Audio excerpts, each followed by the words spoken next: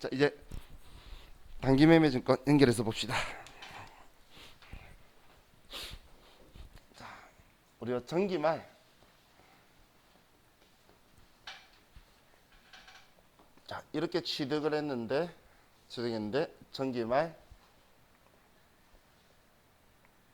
공정가액으로 한 주당 900원에 평가했던 단기 매매 증권을 이제 우리 처분한다라고 볼게요.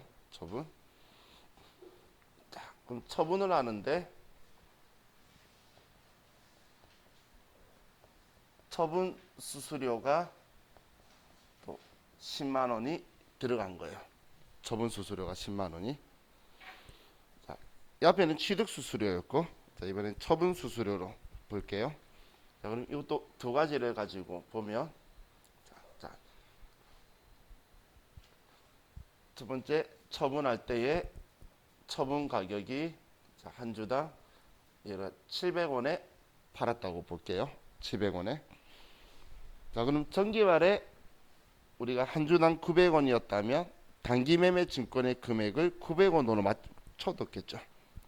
그죠? 그럼 장부 가격은 90만 원이었을 거라는 거예요.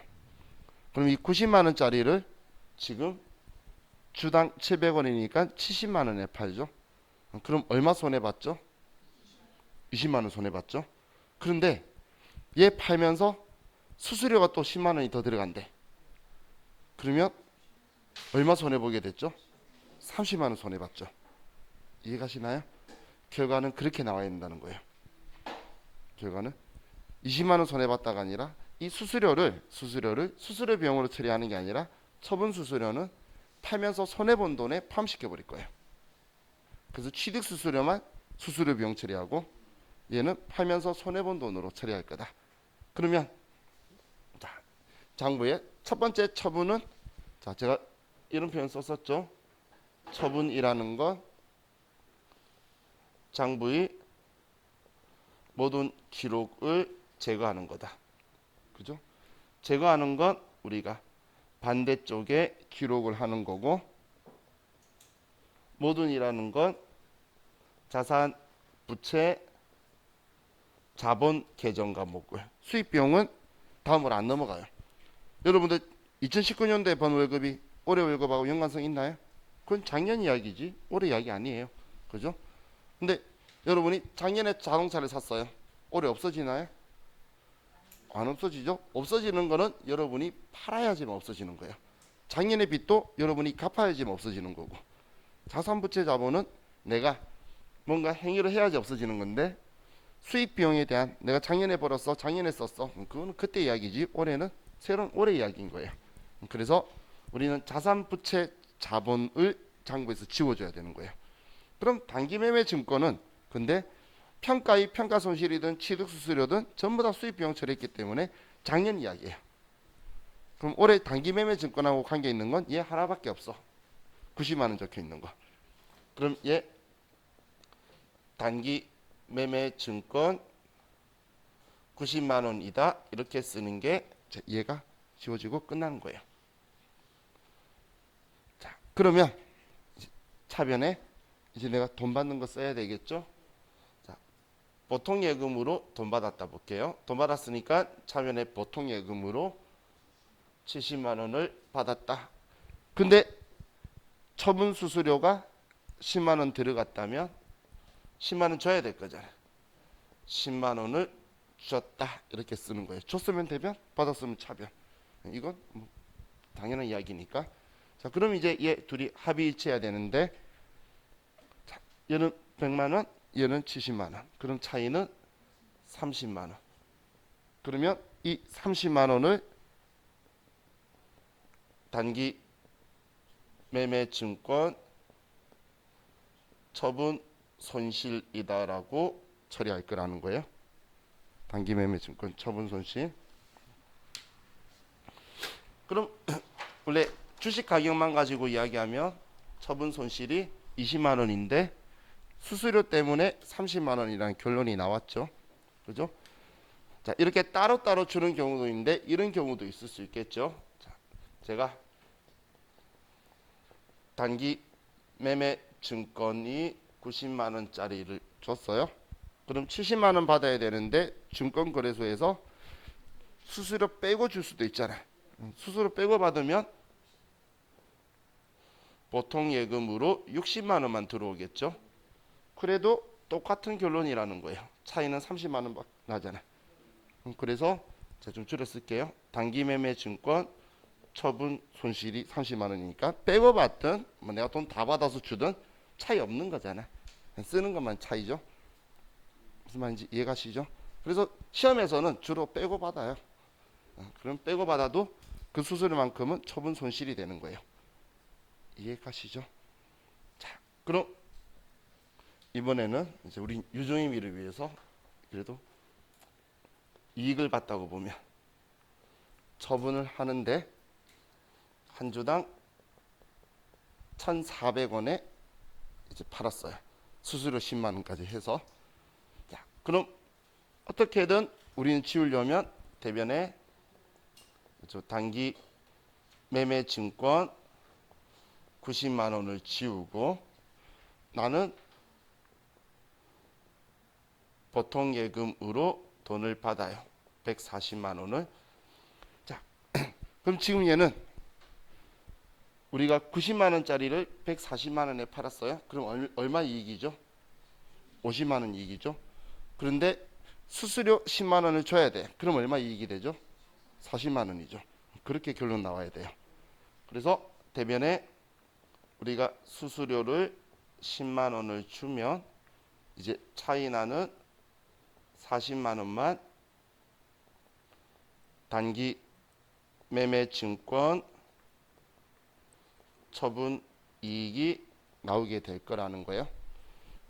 자, 그럼 여기서 여러분들이 다시 한번 혼돈하지 말고 기억하셔야 될 게 취득 수수료는 수수료 비용으로 처리하는데 처분 수수료는 단기 매매 증권 처분 손실에 가산되거나 단기 매매 증권 처분 이익에 차감하는 방식으로 한마디로 처분 손익에 차감한다라고 이렇게 지문이 나와야 정확하다는 거예요. 그냥 팔면서 손해본 돈을 처리하는 거예요. 이익 본 거에서 줄이든 손해본 돈이 더 늘어나든. 그래서 처분 수수료는 수수료 비용이 아니라 처분 손익으로 처리한다는 거예요. 그런데 얘 성격은 영업 외 비용이고 얘 성격은 영업 외 수익이죠. 단기 매매 증권 사고 파는 게 영업 외 수익 비용이지 영업 활동일 수는 없다라고 했잖아. 그리고 일어난 거기 때문에 얘는 당연히 수익 비용으로 처리하는 거예요. 이제 팔면서 이익 봤다 손해 봤다 결정 난 거잖아요. 그래서 수익 비용 처리하는 거예요. 그다음 결론적으로는 수수료는 처분 수수료든 취득 수수료든 영업 외 비용 처리하는 건 똑같은 거예요. 근데 계정 과목이 수수료 비용으로 하느냐 아니면 처분 손익에 차가감하느냐 이 차이밖에 없다라고 보시면 돼요. 자, 이건 제가 무조건 시험에 나온다고 이야기하는 게 취득하거나 이렇게 처분하는 게 일반 전표 문제에 나오거나 아니면 이 앞에 평가했던 게 결산 문제에 나오거나 그리고 지금까지 제가 말로 떠들었던 건 이거 중에 하나가 이론 문제로 무조건 나와요. 문제 내야 되는 출제 기준이 있어요. 그리고 회계 1급은 이 단기 매매 증권을 왜 내고 있냐면 실무에서는 단기 매매 증권이라는 계정 과목을 안 써요. 실무에서는. 그런데 이론상의 특이한 점이 있기 때문에 회계 1급에서만 특징을 물어봐요. 세무 1급에서는 잘 안 물어봐요. 실무 여러분이 회사에 장부를 봤는데 단기 매매 증권은 계정 과목 있죠. 그럼 엄청 좋아해야 돼요. 왜냐하면 회사가 장부를 대충 쓰는데요. 그냥 사장님이 필요한 대로 알아보려고 쓰는 거지 외부 이용자한테 보여주는데 단기 매매 증권이 있으면 외부 이용자가 보자마자 바로 왓 그럴 거예요. 왜 있어 이게? 그럴 거예요. 자, 잠시만요. 우리 방금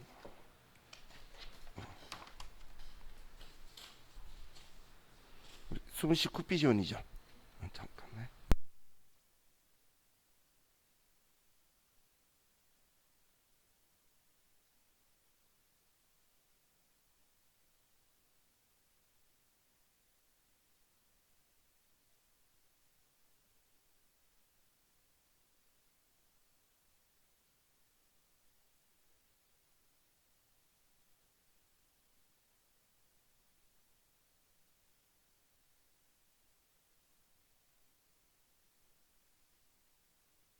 단기매매 증권은 마무리하고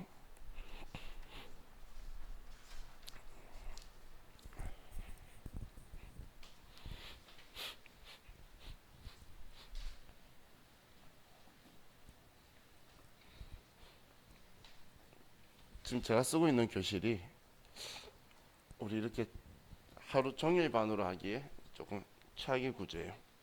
아침엔 괜찮은데 그 해가 이렇게 지나가요. 이렇게 지나가서 오후 되면 해가 이 창에 와서 복사열 때문에 더워요. 밥 먹고 오면 나른한데 여기가 더워지기 시작하면 엄청 졸려요. 그래서 제가 흰 동자를 많이 봤어요.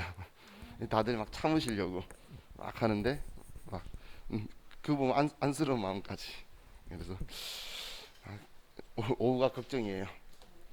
근데 또 식사 안 하시는 분들이 있더라고요. 식사 안 하시는 분들은 또 배고파서 그런지 졸려 하시더라고요. 그거 때문에 배불러도 졸리고 배고파도 졸리고 그건 똑같은가 봐요.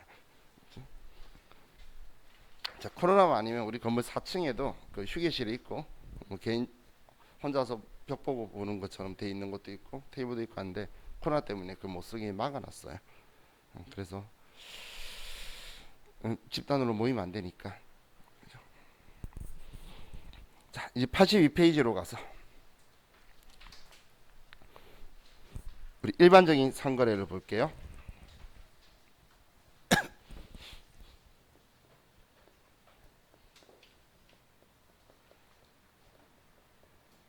자, 우리 저번 주 수업한 것 중에 일반적인 상거래가 제일 중요한 거예요. 자, 그때도 강조했었죠.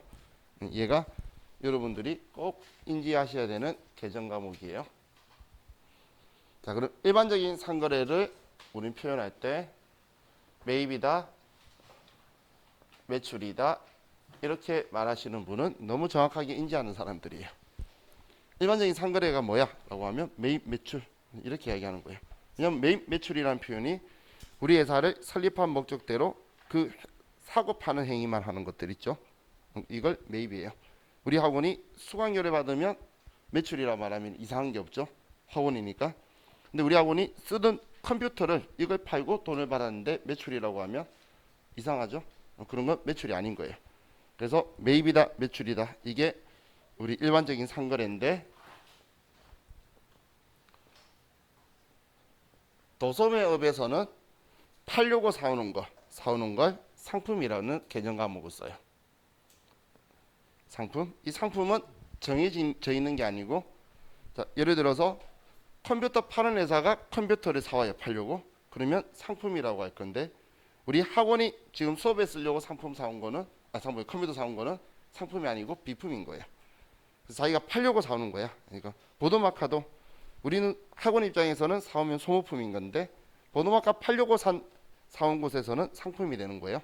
자기가 팔려고 사온 걸 개정 과목으로 상품이라는 재고자산 개정 과목을 쓸 거예요.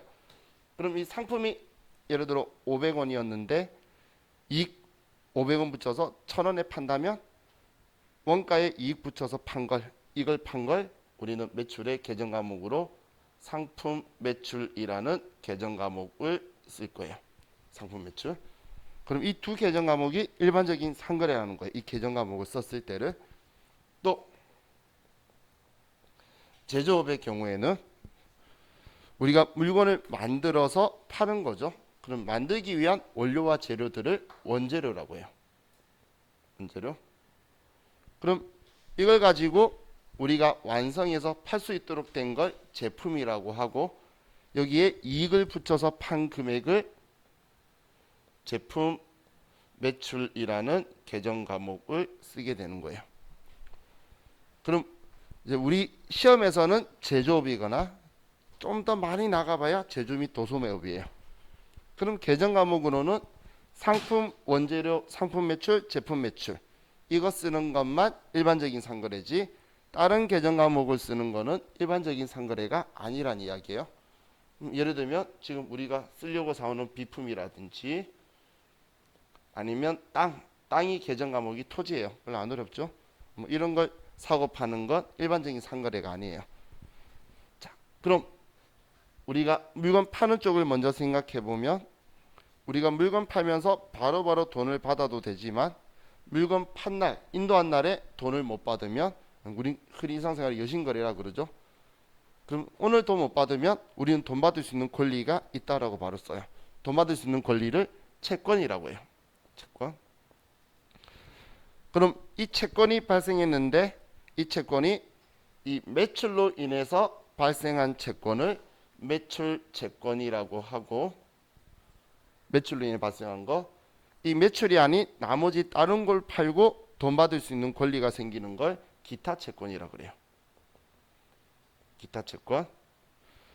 그럼 매출 채권은 무조건 상품 매출, 제품 매출 이런 것처럼 우리 일반적인 상거래 때만 쓸 수 있는 계정 과목인데, 우리가 외상을 한다면 이때 쓰는 계정 과목이 외상 매출금이라는 계정 과목을 써요. 외상을 하면 이 계정 과목은 상품이나 제품 팔았을 때만 쓸 수 있는 거예요. 상품이나 제품 팔았을 때만. 그럼 우리가 비품이나 사용하던 컴퓨터나 우리 회사 땅을 팔고 오늘 돈 안 받고 다음 달 월말에 받기로 했다. 시험에 자주 쓰는 멘트. 오늘 안 받았다는 거죠.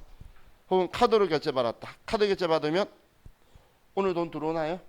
안 들어오죠? 그럼 외상 거래요, 무조건. 신용카드는. 그럼 이때는 못 받은 돈이다. 미수금이라고 쓸 거예요. 미수금. 또 우리가 상품이나 제품을 팔고 어음을 받았어요. 그러면 일반적인 상거래에서 어음 받게 되면 받을 어음이라는 계정 과목을 쓸 건데, 그런데 일반적인 상거래가 아닌데 토지 팔고 어음으로 받았어요. 그러면 이때는 재무회계에서는 별로 의미가 중요하지 않기 때문에 미수금이라는 계정 과목을 쓸 거라는 거예요. 그럼 일반적인 상거래가 아니면 외상이든 아니면 어음이든 구분하지 않고 미수금이라고 써요. 미수금. 자, 여기에서 그래도 어음인데 관리해야 되지 않나요? 당연히 관리해야지. 회사에서는 그건 자금 관리고, 지금 우리가 공부하고 있는 건 재무회계잖아요. 그죠? 재무회계에서는 일반적인 상거래에 의한 매출 채권이냐 아니면 나머지 기타 채권이냐 이렇게 구분을 하는 거고, 자금 관리에서는 당연히 어음의 만기와 배서인인지 자수인지 다수인지 전부 다 따질 거예요. 그건 자금 관리니까 당연히 해야 되는 거고, 우리 세무사의 시험 보는 거 전산회계에서는 재무회계예요. 그렇기 때문에 어음이다 아니다 그걸 따지는 게 아니고 일반적인 상거래다 아니다 이거 따져요. 왜 이렇게 따지냐면 외부 이용자한테 보여주는 관리용 재무제표는 이 두 개 구분 상관없이 이걸로만 보여줄 거예요. 매출 채권이다. 그리고 기타 채권은 기타 채권이 안 하고 그냥 미수금이라 적어서 하나 보여줄 거예요. 어음이다 뭐다 이 상관없이. 중요도가 재무회계에서 외부 이용자가 얘가 똑바로 자기 사업해가지고 상거래로 해가지고 채권이 생긴 건지 딴짓거래에서 채권 생긴 건지 이 구분하는 게 중요한 거지, 어음이다 아니다 관심 전혀 없어요. 그래서 재무회계에서는 그거 따지는 게 아니니까 얘 주의하셔야 되겠죠. 외상은 잘 구분을 해서 해요. 외상은 외상 매출금 미수금 잘 쓰시는데 어음을 받았을 때는 이상하게 계정 과목에 어음을 쓰고 싶어서 실수가 좀 잘 일어나요. 그래서 어음 때서 좀 주의하셔야 되고, 이 계정 과목 쓸 때 거래처 꼭 써야 된다라고 했죠. 거래처 안 쓰면 안 되니까 꼭 거래처, 제가 아래쪽에 A라 쓰는 건 여러분들이 시험에 거래처 안 쓰면 틀리는 계정 과목에는 제가 꼭 이 표시를 해줄 거라 그랬어요. 자, 그럼 반대되는 걸로 보면, 자, 내가 돈을 받아야 되는 권리를 채권이라고 하고, 그럼 이 권리 채권은 내 돈이라서 얘는 자산이에요. 자산. 그럼 이제 내가 돈 갚아야 되는 의무가, 상환의 의무가 발생하는 걸 채무라고 해요. 그럼 내가 상품이나 원재료라는 계정 과목 팔려고 물건 사오면서 오늘 돈 안 주면, 카드로 끌든 어떻게 하든 돈 안 주면 이걸로 인한 걸 매입 채무라고 하는 거고, 그 외 나머지 다른 사건을 기타 채무라고 하게 돼요. 기타 채무. 자, 그럼 우리가 상품이나 원재료 사오면서 외상을 하게 되면 이때는 외상 매입금이라는 계정 과목을 쓰고, 그리고 어음을 발행해 주면 지급 어음이라는 계정 과목을 쓸 거예요. 이 두 계정 과목, 매입 채무 계정 과목은 상품이나 원재료 샀을 때만. 그런데 우리가 상품이나 원재료가 아니고 우리가 자동차를 샀어요. 할부했어요. 할부한 거는 오늘 돈 안 준 부분 있죠? 그럼 다 외상한 거예요. 카드 긁었어요. 결제 오늘 안 되잖아. 신용카드면. 그러면 다 외상한 거예요. 그러면 우리는 일반적인 상거래가 아니라면 미지급금이라는 계정 과목을 쓸 거예요. 또 땅 사면서 어음 발행할 수도 있겠죠. 그럼 어음 발행해서 줘도 일반적인 상거래 아니면 미지급금. 근데 땅을 팔기 위해서 우리 회사가 부동산 매매업이라면 상품이라 쓸 거니까 지급어음이라고 쓰는 거예요. 근데 우리 시험이 부동산 매매업이 아니고 제조업이니까 땅 사면 영업활동이랑 관련이 없죠. 영업활동은 잘 관련 있지 상거래가 아니죠. 팔려고 산 게 아니라는 거예요. 그래서 영업활동하고는 구분을 지으셔야 돼요. 우리 공장 건물 지으려고 땅 사면 영업활동에 쓰는 거야. 근데 팔려고 산 거 아니잖아. 그래서 상거래가 아니라는 거지 영업활동에는 들어가는 거예요. 그래서 이것도 실수를 많이 하니까. 그리고 얘네들도 전부 다 거래처를 꼭 써줘야 되지. 거래처 안 쓰면 오답 처리가 돼요. 그래서 꼭 거래처를 다 써줘야 되는 것들 기억하셔야 돼요. 이제 컴퓨터에서 제가 한글을 쭉 쓰는 것보다 이렇게 쓰는 게 그래도 또 연결성은 더 좋죠. 제가 컴퓨터가 출력이 부족한지 이렇게 못 써서 그냥 한글로 쭉 쓴 거였는데 같이 매칭이 될까 하고 고민하면서 저도 하고 있었어요. 비대면이 뭐 장단점이 있긴 한데 저도 8월 달부터 이제 비대면이라는 걸 어쩔 수 없이 이제 하기 시작했는데 장점과 단점이 있는데 아직 제가 아날로그 스타일이라 그런지 단점이 조금은 더 많은 것 같아요. 근데 그래도 다행인 건 제가 우려했던 것보다는 좋다라는 또 생각도 긍정적인 부분도 있구나라는 생각도 들긴 한데 근데 집에 있으신 분은 많은 분들이 좀 별로 안 좋아하시는 분도 있어요. 대학생들이 의외로 싫어하더라고. 자기 스스로 집에서 공부 안 한다는 걸 알아서 그런가 봐요. 제가 저녁반에 그 애기들 둘이가 있어요. 그 한양예대 다니는. 걔네들이 비대면 대학교 수업도 비대면 싫어가지고 죽겠는데 이거까지 비대면 해야 되겠냐고 지금 학교 휴학하려고 생각하고 있다고. 내가 코로나 언제 끝나주라고 휴학할 거냐 애들하고 이야기했었는데. 자 그럼 우리 뭐 외상 매출금 보기 전에 자 우리가 또 봤던 게 88페이지로 가서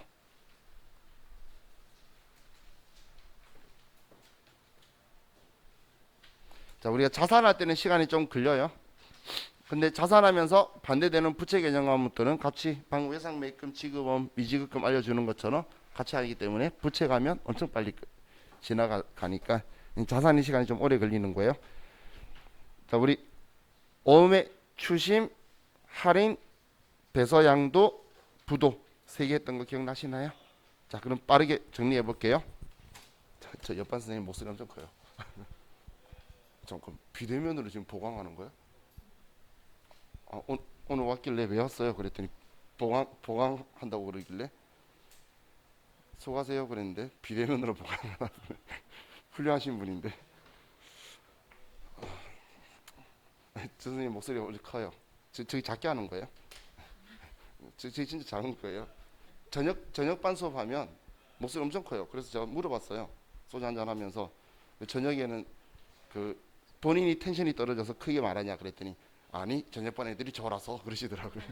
졸지 말라고 그러니까 우리 교실에 목소리 너무 많이 들려서 들으시면 전부 다 문 닫아요. 선생님이 수업 딱 시작하면 문 닫아 버리더라고요. 근데 지금 엄청 작게 그냥 목소리 작은 게 비대면이니까 저렇게 가능하죠. 자, 우리 회사가 제품을 팔았어요.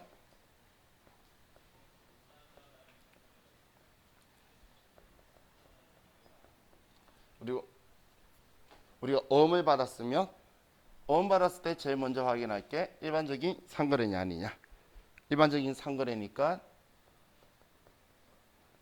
받을 어음이다 100만원 이렇게 거래처를 써두게 돼요. 자 그럼 이렇게 우리가 돈 받을 수 있는 권리는 자산으로 받을 어음은 자산이에요. 그래서 내 장부에 이제 차변에다가 자산으로 써뒀는데 자 첫 번째 우리가 어음의 추심이 일어나게 돼요. 어음의 추심. 그럼 추심하게 되면 우리는 추심 수수료가 들어가게 된다는 걸 이제 기억하셔야 되고, 자, 그럼 우리가 만기가 되어서 우리 통장에 돈이 들어와요. 은행이 관리해 주면서 추심 수수료 들어간 건 누군가가 추심 행위를 해준 거죠. 이 추심이라는 건 돈 받아주는 행위를 추심이라고 하는 거예요. 은행에서 돈 안 갚는 사람들 잡으러 다니는 게 그게 추심이 아니고 돈 받아주는 행위를 추심이라고 해요. 그럼 우리는 은행에서 돈을 나한테 넣어주니까 보통 예금에 돈 들어온 만큼 잔액을 높이고, 그리고 이제 돈 들어왔으니까 얘 지워야 되겠죠. 지우기 위해서 대변에 받을 어음이다 100만 원. 자, 이렇게 썼어요. 그런데 은행에서는 당연히 나의 자원봉사자가 아니니까 추심 수수료를 뺀 나머지를 저한테 줄 거예요. 수수료가 5만 원이라고 보면 95만 원. 실제로 이렇게 안 많아요. 실제적으로는 우리 웬만한 금액은 대중교통으로 갔다 오는 돈보다 싸요. 은행 갔다 오는 것보다. 그래서 다 추심을 의뢰해요. 자, 그럼 예, 5만 원은 우리는 용역에 대한 대가죠. 용역에 대한 대가를 수수료 비용이라 그래요. 수수료 비용. 근데 얘는 단기매매 증권 취득 수수료 아니고 물건 만드는 데 들어간 거 아니죠. 그래서 판관비인 800번대를 써야 돼요. 800번대. 자, 얘는 단기매매 죄송해요. 받을 어음의 추심 수수료는 판관비를 쓴다라는 걸 아느냐. 이것도 이제 질문을 여러분한테 할 거예요.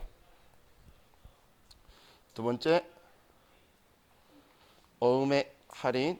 자, 우리 시험에 어음의 할인은 차입 거래는 안 나올 거고 매각 거래가 나오게 될 거예요. 자, 그럼 이 매각 거래는 다른 사람한테 판 거예요. 어음 만기까지 내가 못 기다려서 다른 사람한테 현금화하기 위해서 파는 거예요.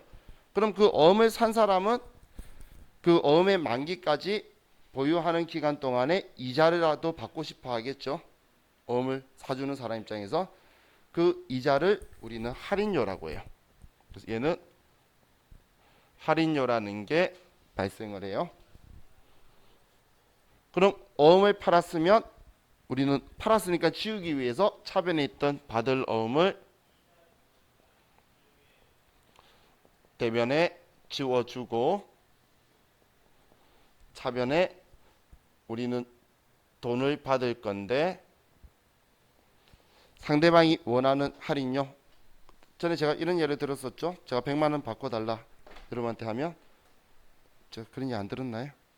제가 100만 원짜리 어음이 있는데 여러분 줬을 때 만기가 내년 크리스마스라면 여러분은 내년 크리스마스 때까지의 원하는 이자가 있을 거라는 거예요.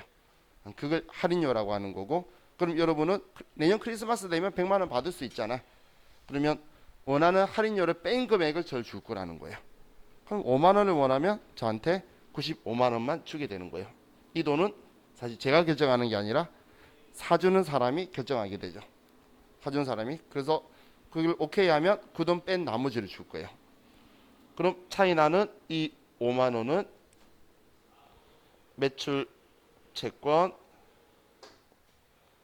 처분 손실이라는 계정 과목을 쓸 거고, 자, 얘는 번호 나눌 필요는 없는데 성격을 한 번씩 물어봐서 얘는 영업외 비용이에요. 우리가 매출 채권을 팔아 가지고 돈을 현금화 시키는 건 영업 활동이 아니잖아요. 그래서 팔면서 손해 본 거니까 영업외 비용이 성격으로 분류가 되어 있어요. 자, 세 번째 어음의 배서 양도. 자, 어음의 배서 양도는 배서 양도를 보기 전에 먼저 우리가 B라는 회사에 원재료 100만 원을 샀어요. 그리고 자, 얘는 우리 회사가 어음을 발행을 하면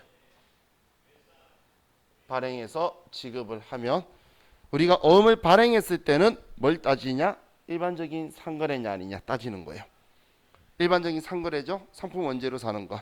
그래서 이때는 지급 어음이다 100만 원 B라는 거래처에 동갑해야 된다. 이렇게 쓸 거예요. 자, 그런데 만약에 우리 회사가 원재료를 사는데 근데 대금을 제품 매출로 받아 보관 중인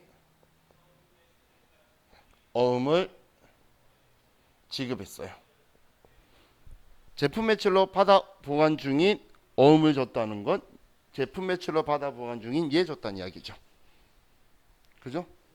그러면 이때는 일반적인 상거래냐 아니냐 그걸 따지는 게 아니고 내가 받았을 때 써뒀던 얘를 지워주는 거예요. 줬으니까 이제 없잖아. 그래서 받았을 때에 받으럼 써뒀으니까 받으럼 지우는 거고 미수금 써뒀으면 미수금 지우는 거예요. 그냥 얘를 지우는 거야 이때는. 그렇기 때문에 지금 우린 제품 매출로 받아 보관 중인 거니까 받으럼 써뒀겠죠. 그래서 대변에 받을 어음 100만 원이다.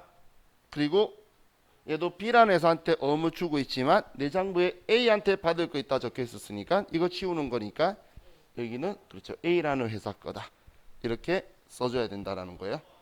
그래서 우리가 발행하는 입장이면 일반적인 상거래냐 아니냐 따지는데 우리가 받아 보관 중인 어음을 준다면 내 장부에 적혀 있던 걸 지워주기 때문에 받을 어음이다라고 하게 되는 거예요. 자, 그리고 네 번째로 어음의 부도. 자, 부도가 나게 되면 우리는 이 받을 어음은 당좌 자산이고 우리는 올해 이내에 그러니까 보고기한 종료로부터 1년 이내 현금화 될 거라 그랬는데 부도가 나면 돈을 뭐 어떻게든 일부라도 찾을 수 있겠지만 절대 다 찾을 수는 없겠죠. 그리고 언제 이 돈을 회수할 줄 몰라요. 자녀재산 처분시키고 청구 소송 걸어가지고 받을 때는 시간이 걸리기 때문에 비유동 자산으로 계정 감옥을 바꿔주는 거예요. 언제 받을 수는 없어서. 그래서 받을 어음을 지워주고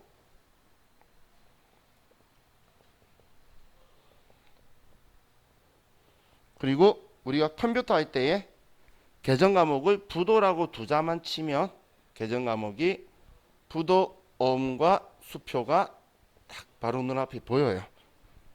그래서 이 계정 감옥 찾는 거는 어렵지가 않으니까 시험에서 어음이 부도가 나거나 수표가 부도가 나거나 하면 지우고 얘를 쓰는데 그때 여러분들이 이렇게 생각을 하나 해주세요. 이렇게 쉬울 리는 없다. 거래처. 이 거래처 안 써가지고 많이 틀려요. 거래처 안 써서.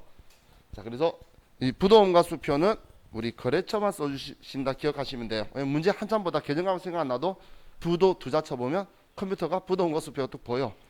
그럼 이거였지라고 다 생각할 거예요. 그럼 거래처만 잊지 말고 이렇게 쉬울 리가 없는데 그래서 거래처 꼭 써주시고 얘 성격이 비유동 자산으로 바꾼 거예요. 비유동 자산 기타 비용 자산으로.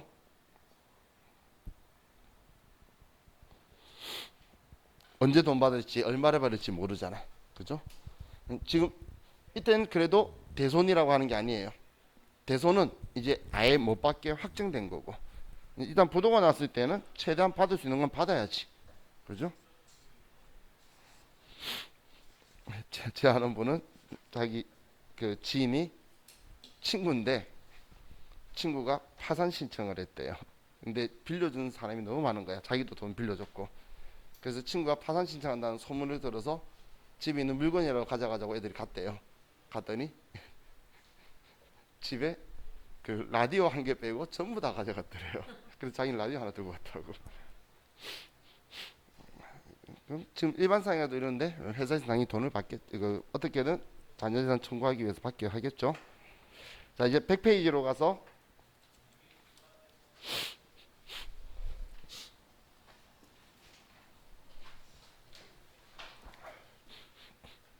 자, 단기 대여금, 단기 차입금. 이거는 대여금은 내가 돈을 빌려준 거죠. 그렇기 때문에 자산이고 차입금은 내가 돈을 빌려온 거니까 부채고, 앞에 단기자 붙었죠?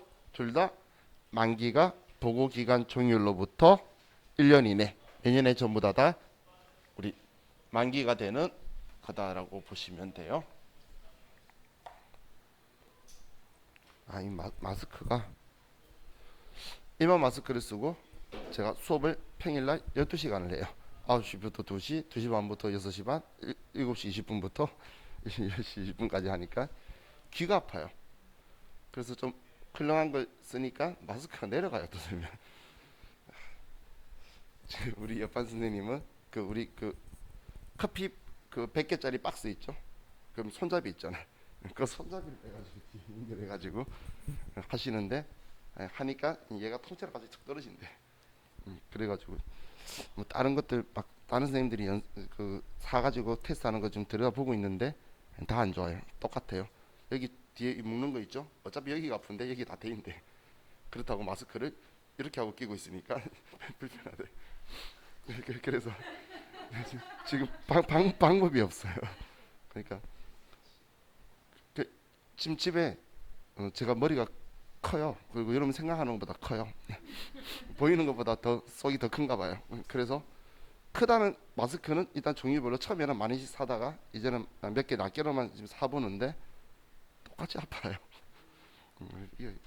이게 다른 게 문제가 아니라 처음에는 적응 안 될 때는 여기가 쓸렸는데 이제 뭐 적응된 지 여기는 안 쓸리는데 귀가 아파서 이게 마스크가 제일 좀 힘든 부분인 것 같아요. 그래서 비대면 때 제일 행복한 게 그거였어요. 마스크 안 끼니까 저 혼자 있으니까 여기 안에. 그래서 그게 제일 좋았는데 지금 또다시 시작하니까 이건 좀 약한 건데도 이제 오래 있으면 사람이 피부가 좀 짓물리죠. 그러니까 가만히 있으면 괜찮은데 떠드니까 계속 땡기나 봐요. 그래서 좀 안 좋은 것 같아. 자, 단기 대여금, 장기 차입금은 하고 다음 페이지 102페이지에 미지급금, 미수금. 자, 미지급금, 미수금은 어떤 계정 과목인지 알겠죠? 일반적인 상거래가 아닐 때. 그래서 지금 우리 책에서 상거래가 아닌 거래라고 표현하는데 뭐 어떤 책에서는 상품이나 제품, 원재료 이런 것들 외에 물건을 사고 팔 때 쓰는 거다라고 보시면 돼요. 자, 104페이지에 선급금, 선수금. 자, 이거 어떤 계정 과목인지 기억나시나요? 계약금이나 중도금 따위죠. 자, 그럼 따로 안 써도 되겠죠? 우리 했던 거 복습해 가는 거니까. 그럼 이제 이 계약금 주고받았을 때, 자, 선급금은 자, 우리가 지급한 거예요. 대변에 돈을 준 거예요. 그죠? 돈을 주고 예를 들어 10만 원을 줬어요. 그럼 차변에 선급금이라고 써야 되지 선수금하고 헷갈리시면 안 돼요. 그래서 제가 한자어를 표현할 때 줄급자 받을 숫자라고 생각하시면 돼요. 내가 돈을 줬죠. 돈 줬으면 계약금을 지급하였다면 돈 준 거는 우리 누구나 전부 다 알 거야. 그럼 쓰고 나서 그럼 이유를 쓰는데 줬으니까 줄급자 돼서 미리 준 돈이다. 선급금이에요. 그러면서 절대 잊으면 안 되는 게 상대방이 물건 안 주면 받아야 되잖아. 내 돈 돌려받아야 되니까 누구한테 줬다라고 꼭 써둬야 되는 거예요. 거래처도 놓치면 안 돼요. 이게 처음 알려드릴 때는 잘 알다가 나중에 뒤에 가면 갈수록 선급금, 선수금이 시간 갈수록 헷갈리고 그 정리하고 나면 거래처를 안 쓰더라고요. 그래서 이거 꼭 기억하셔야 돼요.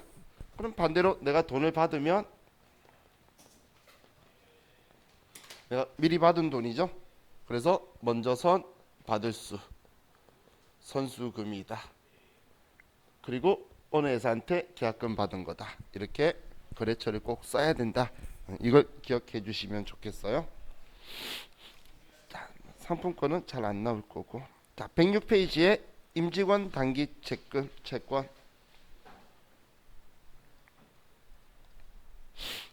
자, 이건 우리 가불금이라고 그랬죠. 가불금. 그래서 우리 회사가 직원한테 가불금 줄 때는 돈 빌려준 걸로 처리할 거예요. 그랬다가 월급 주면서 빼고 줄 거잖아. 그때 돈 갚은 걸로 처리할 거예요. 돈 갚은 걸로. 자, 그럼 우리 임직원 단기 채권보다 예수금이라는 이야기를 제가 했었었죠. 예수금은 시험에 자주 나오는 거니까 기억을 해두세요.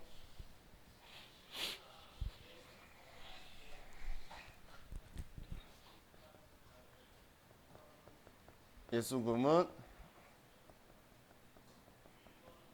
대신 납부하기 위해 징수한 금액이에요. 직원이 세금 내야 되는데 우리 회사가 세금 내래요. 그래서 원천징수라는 걸 하고, 직원의 건강보험료 내야 되는데 우리 회사가 반 지원하고 직원이 반 지원해야 돼서 반을 납부해야 돼서 그 절반을 대신 내가 건강보험료 납부하려고, 회사가 납부하려고 징수한 돈들을 예수금이라고 그래요. 그럼 대신 내려고 하는 거라 했으니까 내 돈이 아니죠. 직원이 내야 되고 직원한테 줘서 직원이 내야 되는 건데 내가 대신 내려고 가지고 있는 거라서 얘 성격은 부채예요. 부채. 그리고 원천징수 이행상신고서는 다음 달 10일까지 해요. 우리 말일로부터, 지급일이 속하는 말일로부터 다음 달 10일까지 하기 때문에 얘는 유동부채예요. 비유동일 수가 없겠죠, 예수금은. 자, 그럼 이거 가지고 자 우리 직원한테 이제 예를 들게요. 직원에 한 명이 있다라고 봤을 때 급여가 300만 원이고 소득세, 지방소득세가 20만 원이고, 그리고 건강보험료가 그냥 20만 원이다라고 보고,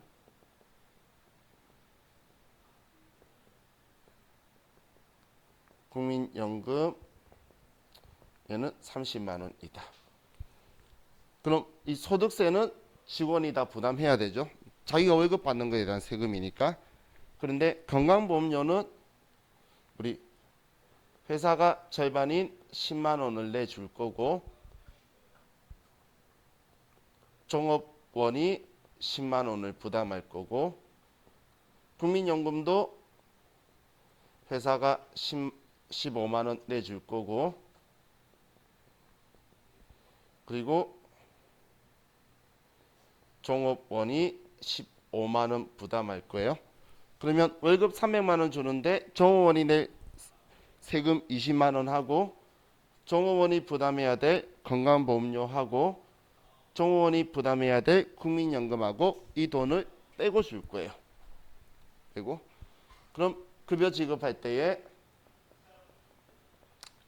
우리는 대변에 보통 예금에서 돈을 지급할 거고, 차변에 돈 나가는 이유를 쓰겠죠. 그 이유가 급여를 지급했다라고 쓰는 거예요. 그럼 월급 줄 건데 이 월급이 총 300만 원인데 300만 원인데 20만 원, 10만 원, 15만 원, 45만 원 빼고 255만 원만 지급할 거라는 거예요. 그러면 이 차이 나는 이 45만 원을 예수금이라고 해두는 거예요. 직원부담분. 그죠? 그럼 이제 다음 달 10일 날 이것들 다 납부를 해야 되겠죠? 그러면 이제 납부할 때 이것만 하고 쉴게요. 힘내세요. 피곤하시죠? 자, 그럼 우리는 지금 부담했던 거 납부해야 되겠죠? 그러면 지금 부담분까지 다 섞어서 보통 예금에서 납부를 하고, 그럼 납부하면 이제 지워야 되니까 예수금 45만 원이다라고 쓰는데, 우리 회사가 납부해야 될 돈은 20만 원, 20만 원, 30만 원에서 70만 원 납부해야 되죠.